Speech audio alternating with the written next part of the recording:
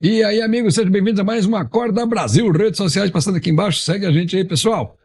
Gente, eu estava escutando agora na Rádio Jovem Pan e eu fiquei realmente impressionado com um debate, o resultado do debate. Estava lá no programa 3 em 1, acho que é esse o nome do programa, o Paulo, esqueci o sobrenome dele, era o mediador, Rodrigo Constantino, um dos debatedores, Serrão também, e um jovem rapaz chamado Leonardo Grandini, acho que é esse o nome, deixa eu ver aqui se é isso mesmo, acho que é, Leonardo Grandini, é isso mesmo, Leonardo Grandini. Então, olha só, Rodrigo Constantino estava lá no debate e a questão se acalorou, Rodrigo Constantino falou que gostava de debater, que não tinha problema nenhum em debater, ele não gostava de debater com gente retardada, com gente que não tinha condição. Eu acho que ele quis dizer o seguinte: gente que não tem condição de chegar no meu nível. É isso que ele disse. Em outras palavras, tá? Entre linhas. E aí o rapaz chegou para ele, isso daí, Leonardo, e fez uma pergunta interessante, disse, porque a história era se os, a eleição de 2022 tinha sido uma eleição fraudada, ilegítima, né? E aí o rapaz perguntou para ele o seguinte: ô Rodrigo, então deixa eu lhe perguntar uma coisa. Nós temos um presidente ilegítimo, então? Temos um presidente que está há 4 anos governando o país de forma ilegítima, porque ele foi eleito por esse mesmo sistema que está aí. E aí Constantino não soube responder essa pergunta. Ficou doido, deu piti. E aí só fez dizer o seguinte: ô Paulo, cansei. Avisa aí pro dono da emissora que eu cansei e pum, apagou a luz. E foi embora, ao vivo. Tanto é que o mediador do programa teve que chamar os comerciais para poder resolver essa bagaça, porque ficou uma situação extremamente chata. E ele simplesmente foi embora. E eu fiquei pensando, caramba, essa é a atitude de uma pessoa que tinha acabado de dizer que não, eu sou a favor do debate, tudo bem, debate, mas desde que seja um debate inteligente, desde que seja... E a pergunta do rapaz foi uma pergunta extremamente inteligente. Uma pergunta que tem sentido, sim, senhor. Não é uma pergunta burra, não é uma pergunta desonesta, não é uma pergunta... Porque se você está dizendo que as eleições, e a eleição do ano de 2018, né, 4 anos atrás, foram feitas no mesmo padrão, no mesmo molde dessas eleições de agora. Né? De novo, nós tivemos, durante a campanha, uma ação nefasta, na minha opinião, do Supremo não, do Superior Tribunal Eleitoral, TSE, Tribunal Superior Eleitoral. A ação dele foi nefasta, nós tivemos censura, nós tivemos, eu não sei, de novo, se esses pontos foram suficientes para inverter o resultado da eleição, para fazer com que as pessoas mudassem de opinião, não sei. Tivemos a questão das rádios, não sei quantas mil inserções de rádios do Bolsonaro não apareceram, segundo a denúncia, e sequer foi investigado. Isso tem potencial para fazer com que as pessoas mudem, as pessoas que não receberem propaganda do Bolsonaro mudariam de voto, mudariam. Enfim, essa questão eu não sei. Então eu fico calado, porque foi irregular? Foi. Censura? A ministra Carmen Lúcia fez um cancelamento da Constituição? Fez. Nós tivemos um tratamento desigual entre os candidatos? Na minha opinião, tivemos sim. Agora, a eleição em si, a votação em si, será que essas coisas que aconteceram foram suficientes para fazer com que as pessoas votassem de forma enganada, de forma, sei lá, equivocadamente? Não sei. Fica a pergunta. Mas o fato é que o sistema, o modelo, né, o molde de votação foi o mesmo de 2018. E aí a pergunta desse rapaz é uma pergunta inteligente, tendo por base essa premissa de que o sistema foi o mesmo.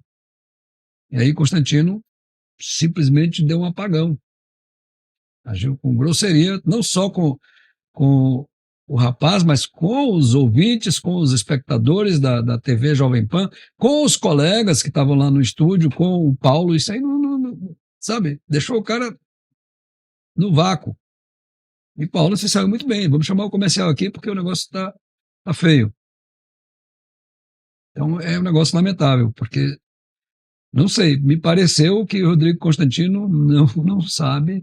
E aí isso reforça mais ainda o que o rapaz tinha falado alguns minutos antes, que o Rodrigo Constantino tinha um viés autoritário, que ele flertava com o autoritarismo. E essa é exatamente a atitude de pessoas autoritárias.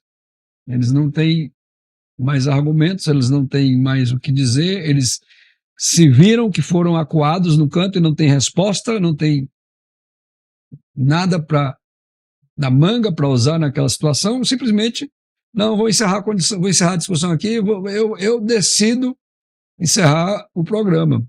Né? Porque quando você faz isso, você, pum, cansei, fecha aqui, pum, você não quer saber o que está, né, qual é a grade de programação, o que estava programado ainda para aquele dia, para aquele programa, mas você decidiu, não, acabou, se eu saio daqui agora, acabou. Quem quiser que fique aí se segurando no pincel. Quer dizer, é lamentável, Constantino, lamentável essa sua atitude, essa sua postura. Você reforçou o que o rapaz tinha falado de você, que você flerta com autoritarismo. Lamentável. E a verdade é essa, gente. Olha só, preste atenção. Lembra que em 2018 a Lava Jato estava, né, no auge, prendeu Luiz Inácio, né, toda essa coisa que aconteceu. Muita gente se elegeu com esse discurso de combater essa ladroagem, essa roubalheira que essa quadrilha de safados fez nesse país, o PT. São safados, a verdade é essa, são pilantras. Eles só estão disputando porque tem uma Corte Suprema também formada por pilantras. São, lamentavelmente, homens e mulheres que não honram o cargo que ocupam, que não honram a magnitude do cargo que ocupam. São pilantras. Eu digo isso com tristeza, não é com nenhum tipo de desdém, de prazer, de nada, mas são pilantras.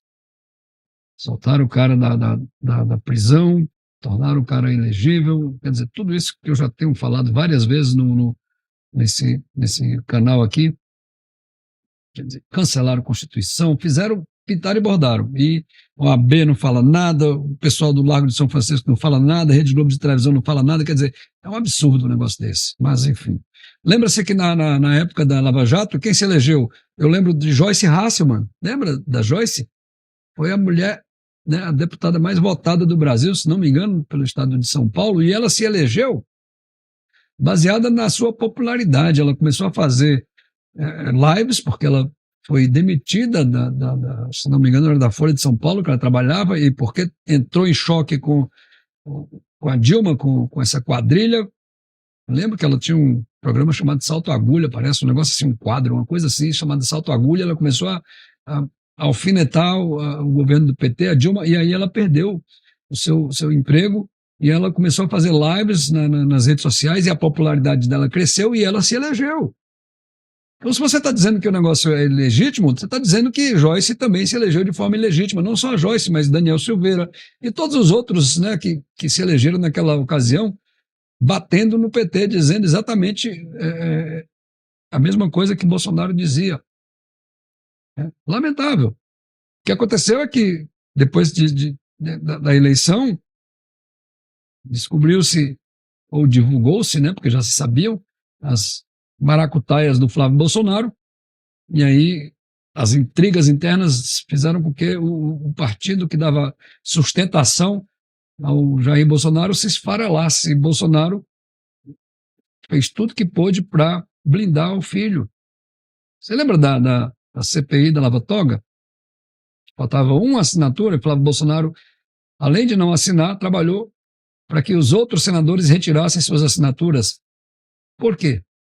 Essa ocasião aí, se você está chateado, assim como eu estou com os ministros do Supremo, essa é que era a ocasião para que não só o ministro do Supremo, mas todos os manda-chuvas do judiciário do Brasil fossem investigados dentro da lei, dentro do que está tabulado, como diz o Bolsonaro, nas 4 linhas da Constituição. Mas não aconteceu por interferência de Flávio Bolsonaro. Jair Bolsonaro também aprovou, assinou, sancionou a lei lá do Freixo, lá de criar um juiz de garantias, que nada mais é do que um outro juiz, né? Depois que o primeiro juiz decretasse a prisão, o outro juiz iria reanalisar. Que absurdo, já existe o Tribunal de Justiça dos Estados, quase não sai para fazer isso, mas Bolsonaro sancionou essa lei. Por quê? Porque o filho dele estava no redemoinho das denúncias, e na cabeça dele, do clã, eu acho que aconteceu o seguinte: nós vamos criar aqui mais um impedimento para que, se porventura acontecer uma prisão, não aconteça, né? O mandado de prisão não se cumpra porque tem um outro juiz, e aí vai se enrolar de novo na justiça, aquela coisa toda que a gente já sabe. Enfim, estou me repetindo aqui nesse negócio, gente. Mas é isso aí, gente. Vou ficando por aqui. Diz aí o que você acha. Rodrigo Constantino deu piti, pediu para... Eita, saiu, gente. Um abraço, tchau, gente. Um beijo, cheiro, queijo.